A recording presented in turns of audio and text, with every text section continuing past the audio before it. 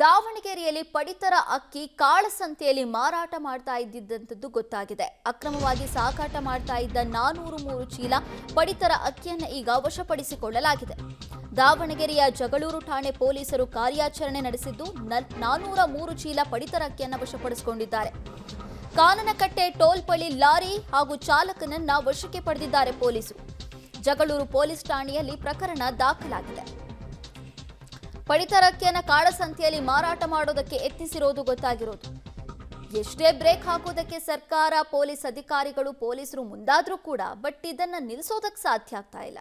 ಈಗ ದಾವಣಗೆರೆಯಲ್ಲಿ ಮತ್ತೆ ಪಡಿತರ ಅಕ್ಕಿಯನ್ನ ಕಾಳಸಂತೆಯಲ್ಲಿ ಮಾರಾಟ ಮಾಡೋದಕ್ಕೆ ಮುಂದಾಗಿದ್ರು.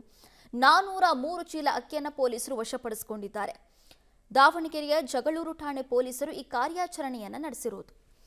ಕಾಳಸಂತೆಯಲ್ಲಿ ಅಕ್ಕಿಯನ್ನು ಮಾರಾಟ ಮಾಡೋದು ಅಂದ್ರೆ ಕಡಿಮೆ ರೇಟಿಗೆ ತಗೊಳ್ಳೋದು. ಇವಾಗ ಫ್ರೀ ಅಕ್ಕಿ ಕೊಡ್ತಿದ್ದಾರಲ್ವ, ಅದನ್ನ ಕಡಿಮೆ ರೇಟಿಗೆ ತಗೊಳ್ಳೋದು, ಅದನ್ನ ಮತ್ತೆ ಹೆಚ್ಚಿನ ರೇಟಿಗೆ ಮಾರಾಟ ಮಾಡೋದೇ ಒಂದು ದಂಧೆ ಆಗ್ತಿದೆ ಈಗ.